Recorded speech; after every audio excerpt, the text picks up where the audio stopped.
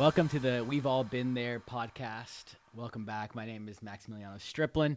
I am joined here with my pastor, Pastor Chad Benson. Guys, let me tell you something really awesome here. I'm about to make him a little bashful here, a little embarrassed, but I'm speaking to the general presbyter of all of Texas, right? Well, North Texas. Let's get that right. All of North Texas. It's all of Texas, guys. Let's go ahead and spread the rumors around.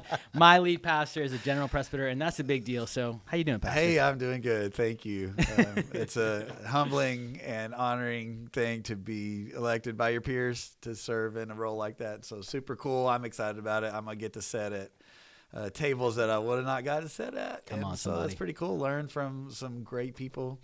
And got some pretty big shoes to fill, the people that have been in that role before. But I'm excited about it, and I think it's something that I'm going to get lots of opportunities that I didn't have before, and I'll also be at lots of meetings that I wasn't at before. That's right. But I'm excited about it, so super cool. Thank you. Yeah.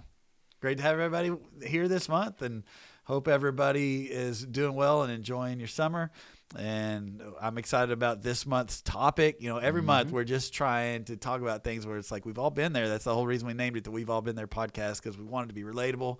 Wanted to be stuff where we just kind of look at the in-betweens. It's not so much like we always do this or we never do this, but hey, there's those in-betweens there, and kind of just saying those are some things that we need to improve on, and some things that we've all experienced before.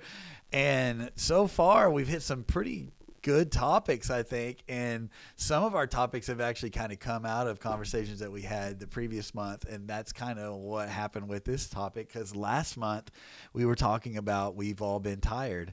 We talked about the need for rest. We talked about the need to take time away and the time to make sure that you have regular Sabbath in your schedule.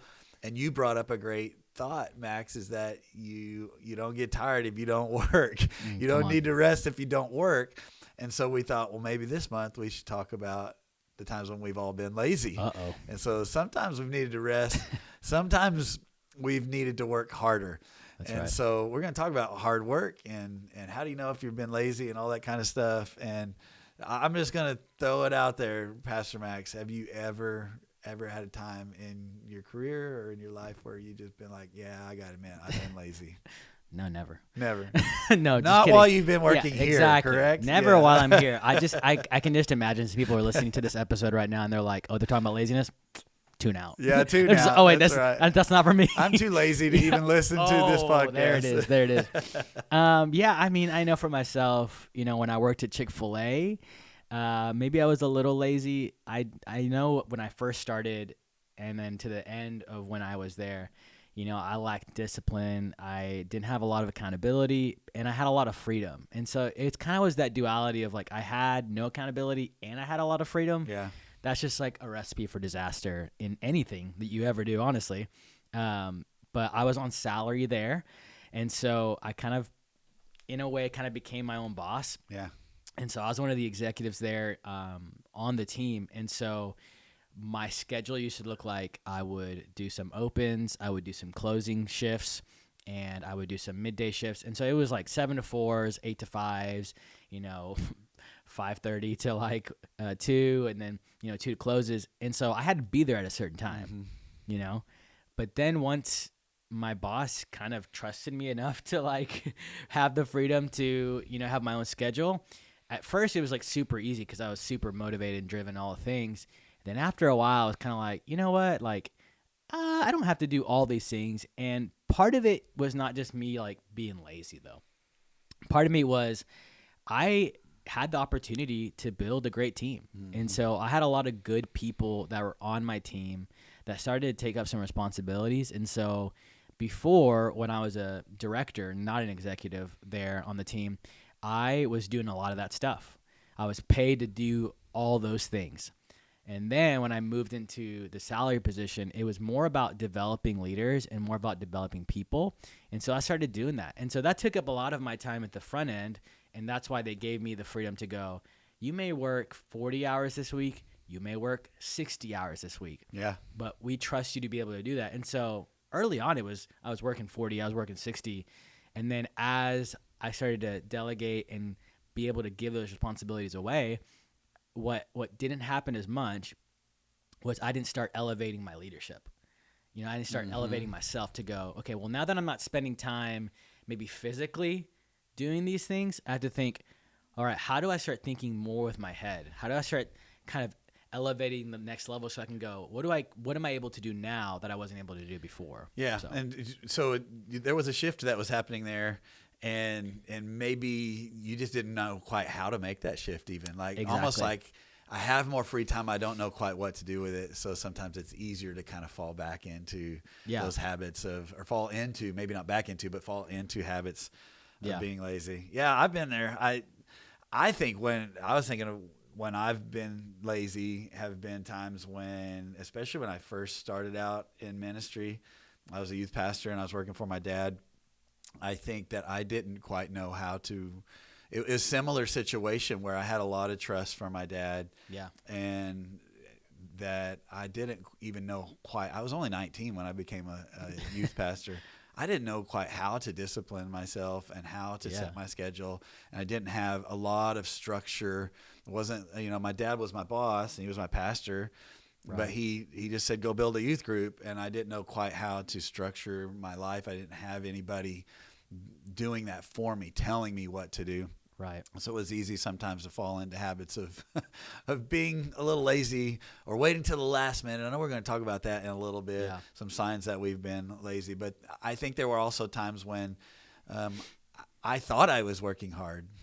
And I look back and I go, I've worked way harder, now than I did then. But then I really thought I was working hard, so I kind of took it hard. So I think we've all been there, and we're going to talk about laziness. We're going to talk about work too in this podcast. So, tell me what's either the hardest job or the worst job that you've ever had, Max? It's funny because my easiest and my hardest job are both Chick-fil-A as of right now. Yeah, I've only been in ministry for under a year again this time, so now that I'm in camp mission trip season, maybe it's going to get harder. Yeah, it's going to get harder. Yeah, I'm getting there. It's going to be more work anyway. Yes, exactly. Sure. But yeah, I know when I first started at Chick-fil-A, I was a manager in training and then became a manager and then became a director and then executive was my last year and a half or two.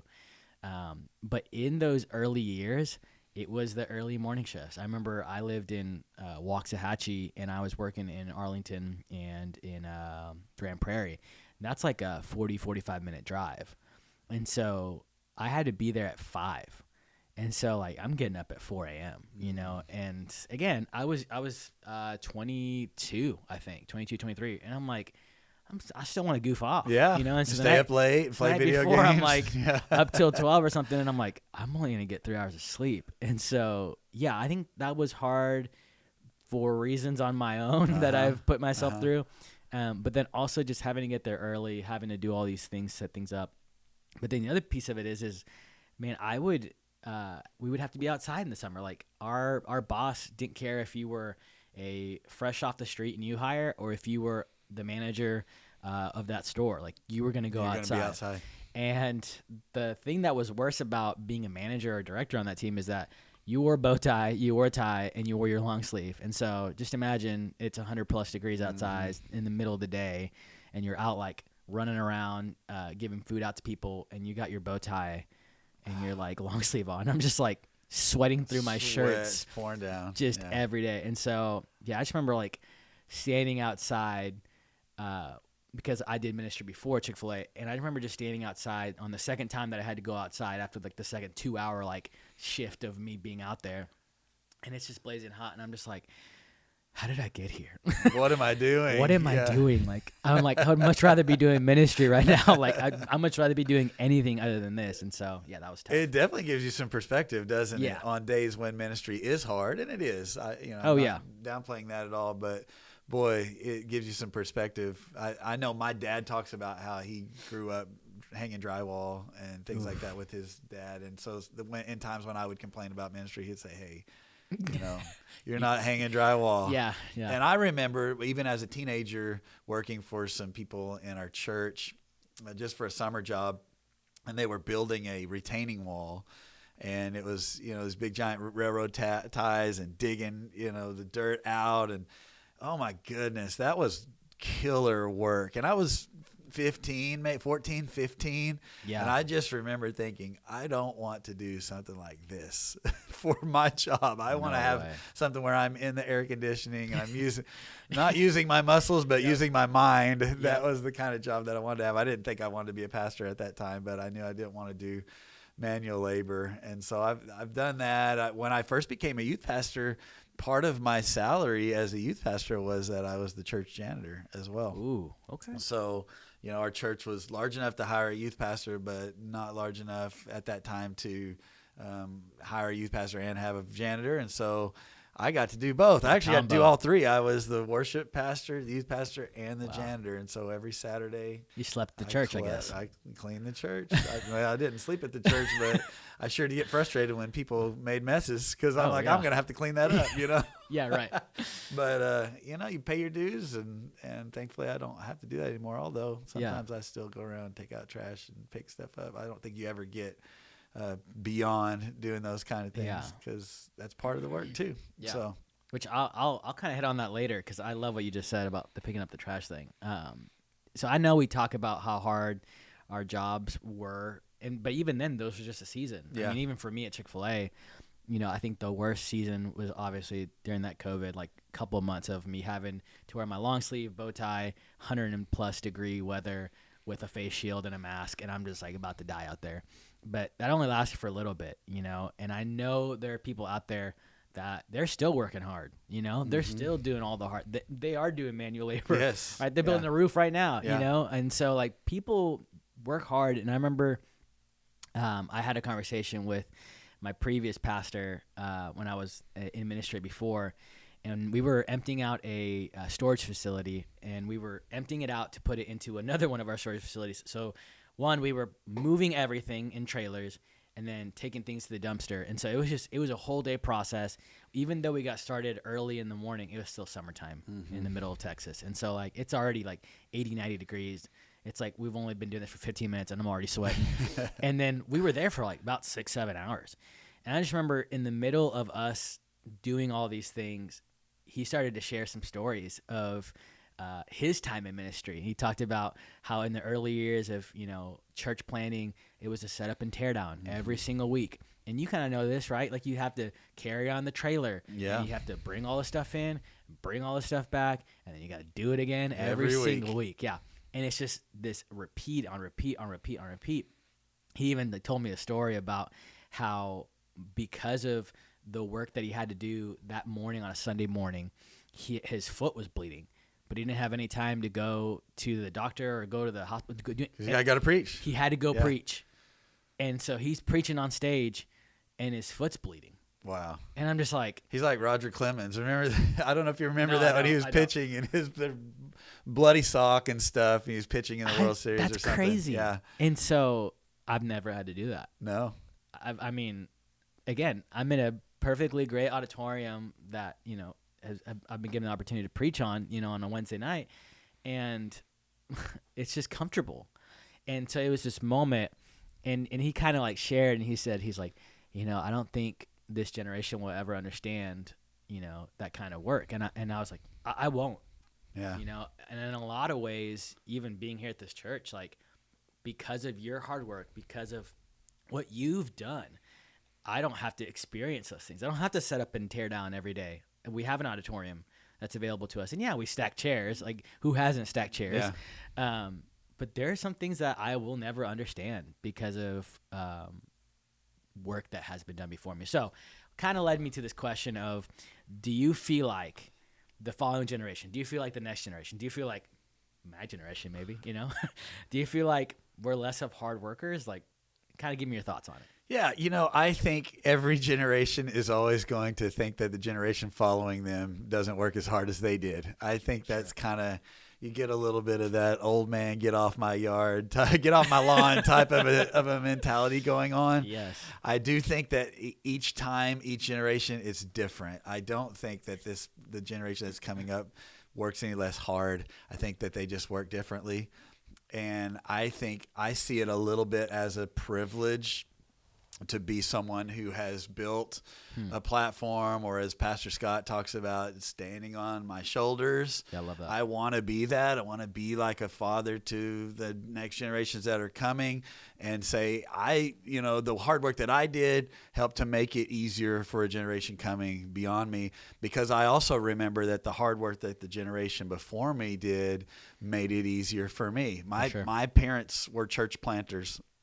In 1991, they planted a church. There was no launch training. There was no matching funds. There was no CMN, that gave them a grant there was nothing. And they started from scratch, started a church. In 2006, when we started this church, there was a matching fund. There was some funds available. It wasn't what it is now even, but there was some training and there was some help. And now if somebody starts a church now, there's way more help than there was, 16 years ago, 17 years ago when we planted LifeGate, and that's the way that it should be. And so it's always easier to look back at the generation before and say, you guys have it so easy because we just paved the way for you.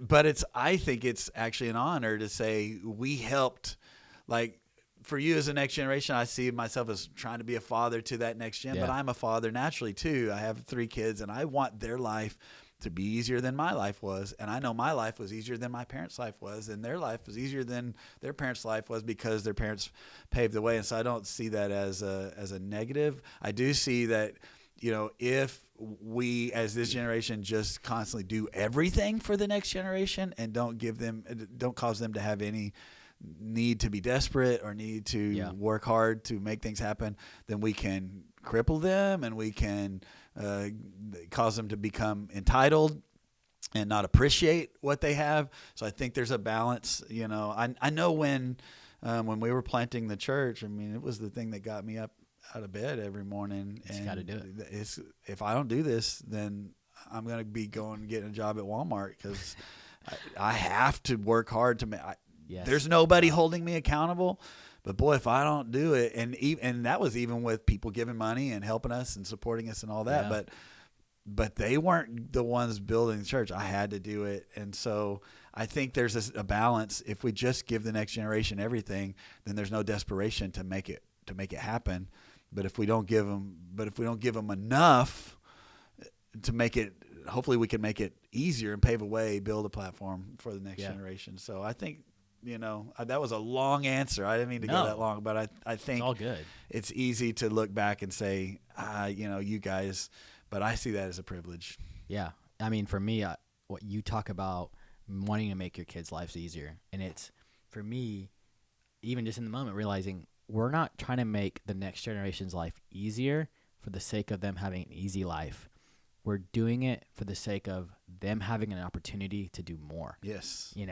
To do something new, to do something different. And so I think when we start thinking that way, if you can build on a platform that's already keep growing, just let it continue to be stronger, and greater, and do more. It's like Jesus. That's what he said. He wants us to be able to do greater works than he did. Yeah, because he built the platform for us to build on top of that. So.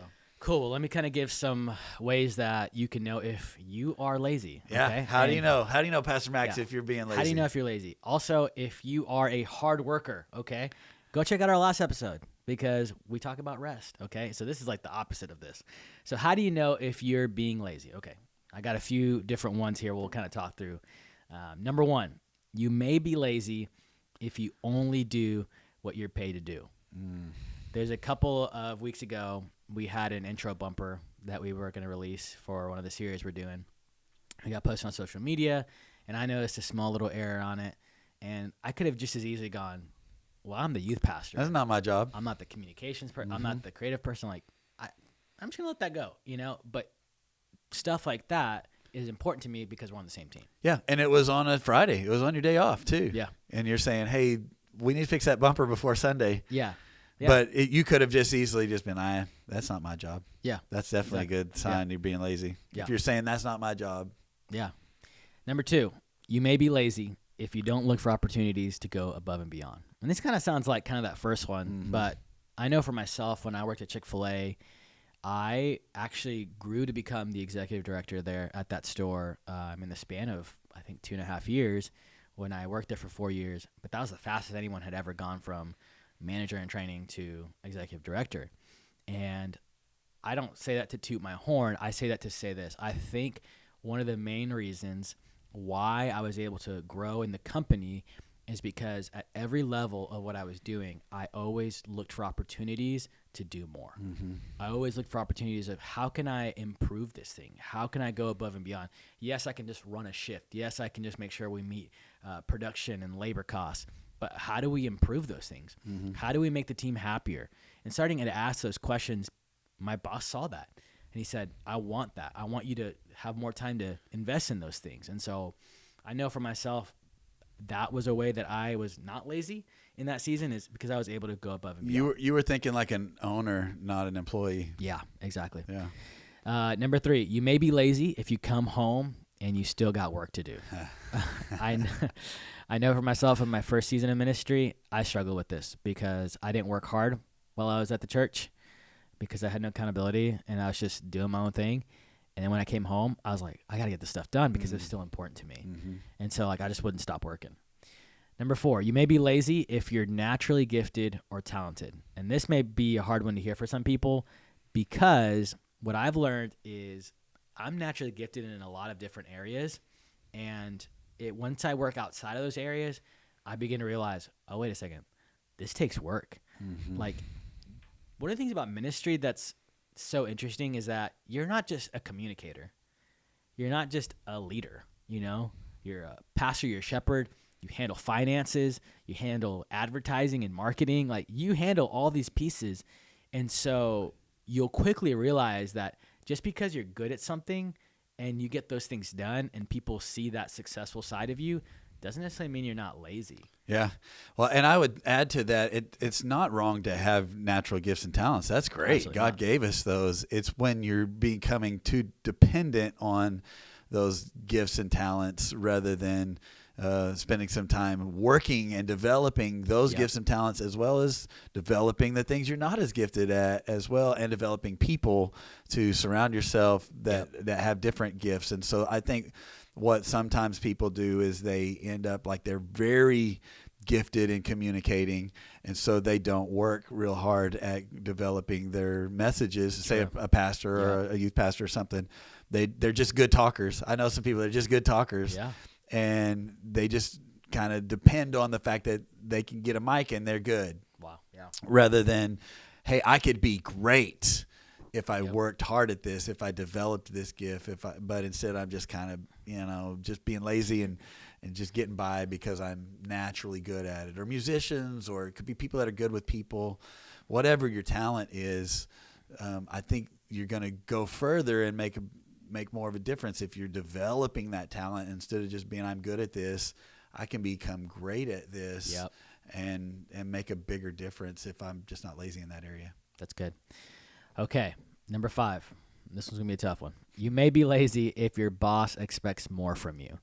And this is a kind of double-edged sword on this one for sure. I don't want to be insensitive to this one because I know there are some jobs and some places you work at, and sometimes the boss does ask a lot from you, beyond what you're able to do. And maybe there's just a lack of expectation reality kind of thing there, where it's like, okay, well, you think I have this much time and I'm not doing these things, but if you're always feeling like, man, like my boss expects so much of me, well, maybe that's because like you're not meeting the requirements, or maybe you are meeting the requirements, but you're not going above and beyond. Yeah, and I sometimes I guess I'm a boss. I'm a pastor. I'm the leader, the pastor of the house.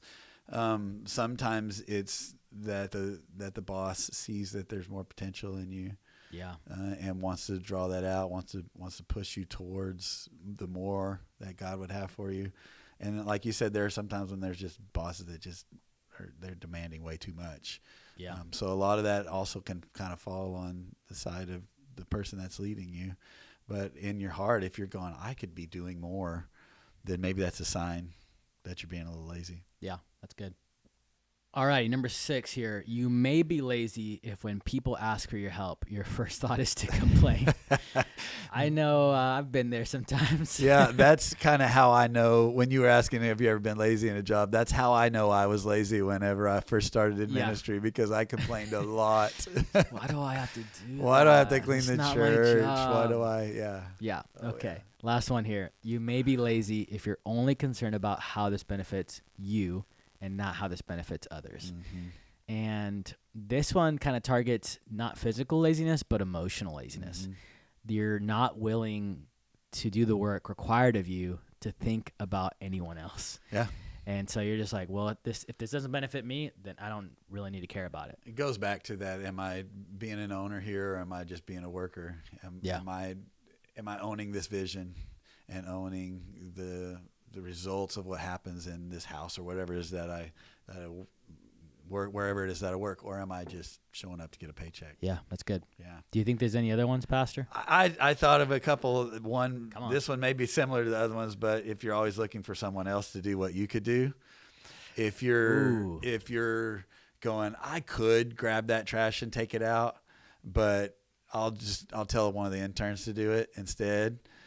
Here's another one. When you spend more time trying to figure out a better way to do it than it would take to just go ahead and do it.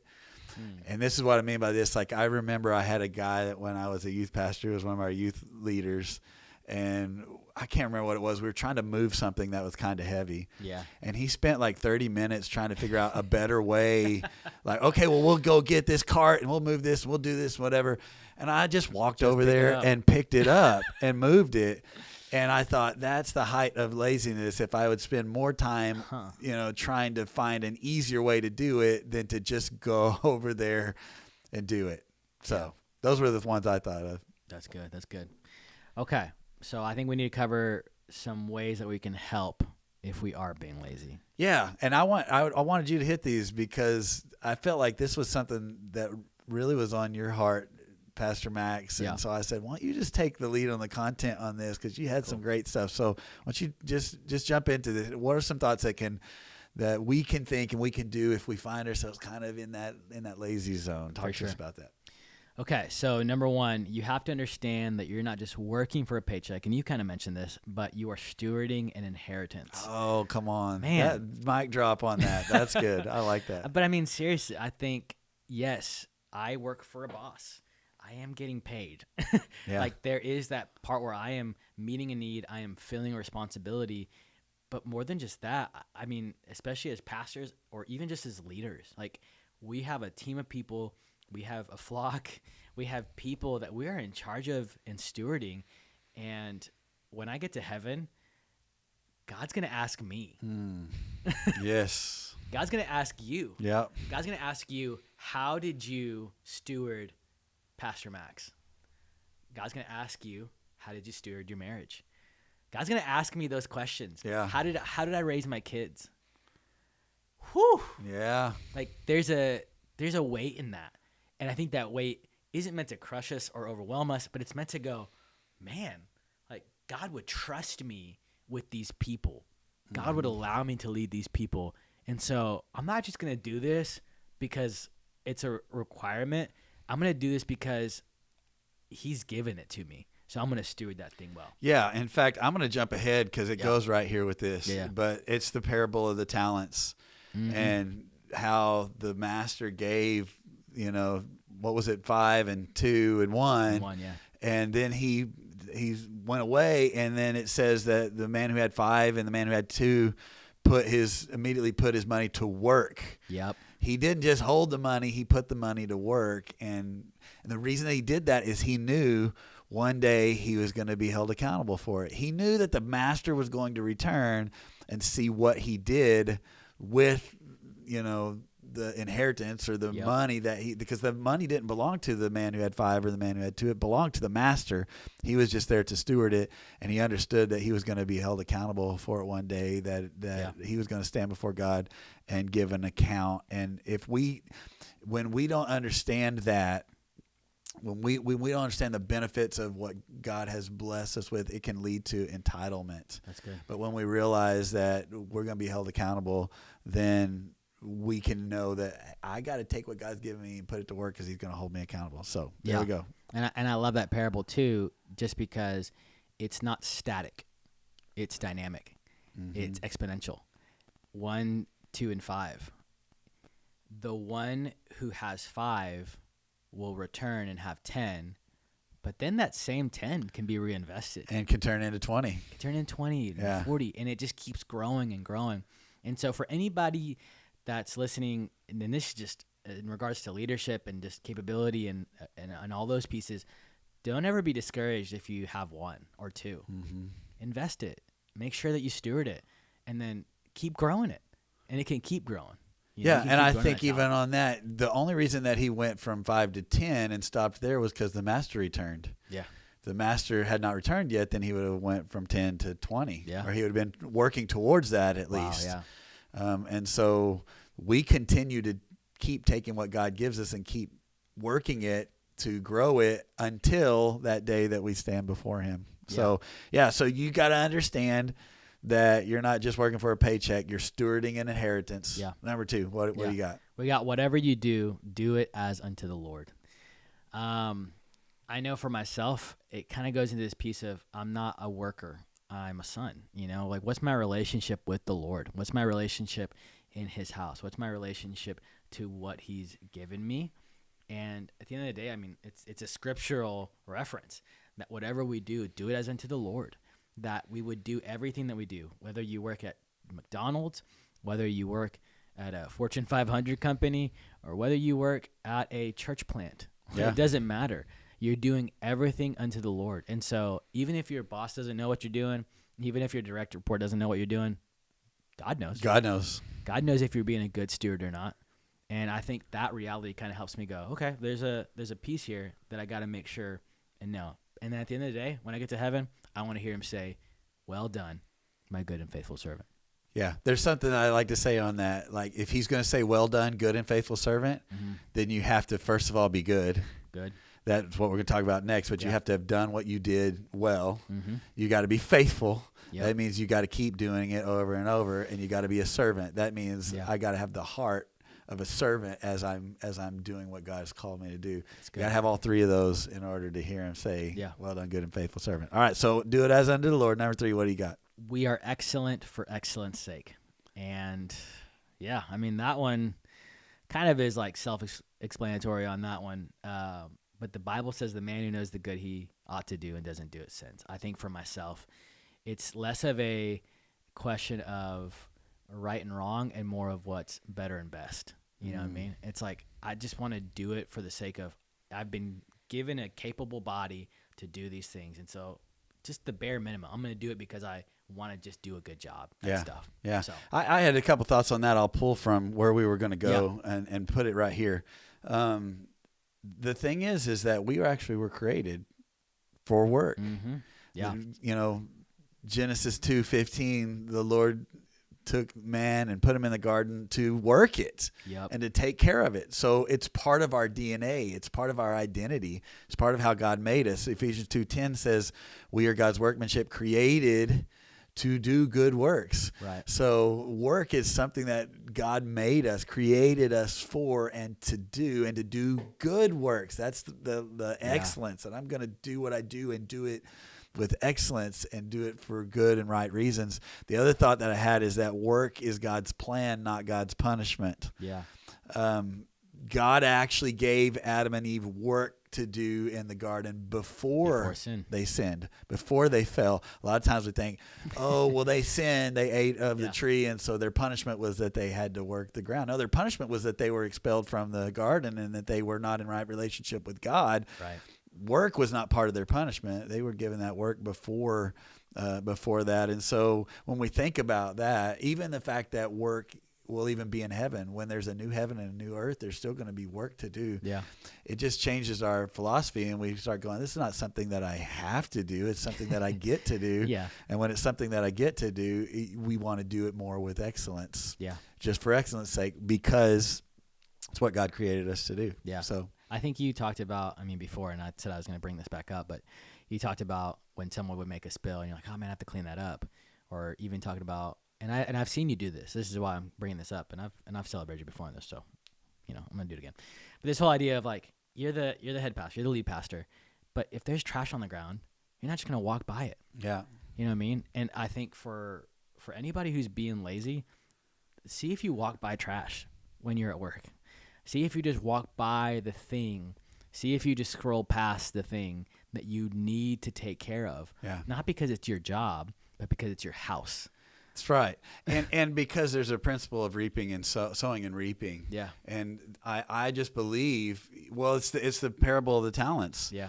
You've been faithful with the little things. Now I can put you in charge of many. Mm-hmm. The reward for responsibility is more responsibility. And so if you are frustrated that, well, I'm not getting more responsibility, I'm not getting more opportunities, I'm not getting the promotion, I'm not getting invited to speak, I'm not, whatever it is that you're wanting, well, the thing is that you've got to be faithful with the small things before you can be, entrusted with larger things. And so I've always just looked at it like the more faithful I can be with the small things, the more that God will be able to trust me with the larger things, and try to be responsible with what I have and take care of what I've got. If I don't take care of the car that I have right now, why would God bless me with a new one? If I don't take care of the house that I have right now, why would God bless me with a nicer one or bigger one? If I don't take care of the church that I'm leading right now, why would God allow me to lead more than one church and be a presbyter or whatever? Yeah. If I'm not taking care of the youth group that I have right now that has 60, 70 kids in it, why would God ever give me 600 or 700 kids? Yeah. If I'm not being faithful with what I have. And so that requires taking ownership and going, it doesn't mean I don't expect other people to pick up the trash or whatever, but if I see trash, I'm going to pick it up because this is God's house and God has entrusted it to me, and I want to have a strong work ethic in that. And the more responsibility that I take, the more will be given to me. Yeah. Okay. I think this is the last one I got here. Okay. Are you submitted to anyone? You may be lazy if you're not submitted to anyone. And this one's, I think, this one's a tough one. Maybe for more seasoned leaders, I think at a certain point you can get to the point where you're like, I think I got this thing figured out. If you've been successful, if you're talented, and you have a growing company or a growing church, a growing ministry, whatever it is, if you're not submitted to anyone, then you can get lazy. Because you don't have any accountability. You don't have anybody to call you out or tell you, hey, you're doing a good job. Hey, keep that up. Hey, what's going on? I haven't heard from you, or I haven't heard you, or I haven't seen you do these things. And so I know for myself, again, in that season of ministry when I was lazy, I was not really submitted to anyone. I didn't have anybody that was really checking in on me, seeing how I was doing, seeing how I was improving. On the outside, our youth ministry was growing. Like we almost doubled in size. And so I was like, oh, Max must be doing well. Right, he must not be lazy. He must be doing fine. But no, I was being lazy. I was just getting creative of how I was doing things. You know what I mean? And so I'll have to say, are you submitted to somebody? Yeah, I think you never get to a place where you don't have someone that can tell you no. Yeah. I think no matter how high you go up in your leadership, you should always have somebody that can tell you no, somebody that you're submitted to, somebody that you're accountable to. And that looks different as you go to different levels or whatever. But it is really easy to rest on your laurels. Yeah. And it is easy to go, like you said, our youth ministry had doubled. Yeah. So let's just kick back and take it easy for a little while. But it kind of reminds me of a story and this is more of a financial illustration, but I think it applies here too. There's that parable that Jesus told about the man who was rich, and he had a great harvest that year, and they had doubled their crop. And so he said, well, here's what I'm going to do is we'll build bigger barns and we'll fill them up, and then I'll just kick back and take it easy. Yeah. And Jesus said that man was a fool because he didn't know that on that night his life was going to be required of him. And so the thing is that we never know when the master's going to return. We never know when it's going to be the end of our life. and we're going to stand before God. And I don't want to stand before him having said, well, I did pretty good the first 20 years of my ministry, and I built something great, and then I just sat back and rested on my laurels. It doesn't mean we shouldn't rest. We talked about that last week, and there's seasons for that. But I always want to be continually trying to take what God gave me, what he's entrusted with me, and grow it into more not for me. Yeah. That's another thing. I think some people are super driven by work and become workaholics all because they're trying to build something for themselves. They're trying to build a name for themselves.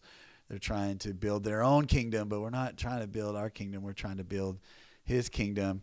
And there's a joy in that. I think that's kind of the last thought that I had, is that there's a satisfaction that comes from knowing I gave my all. Yeah. I worked hard. In the parable of the talents, when the master returns and the man who has 5 says, I turned it into 10, he tells him, well done, good and faithful servant. And then he says, come and share in my joy with me.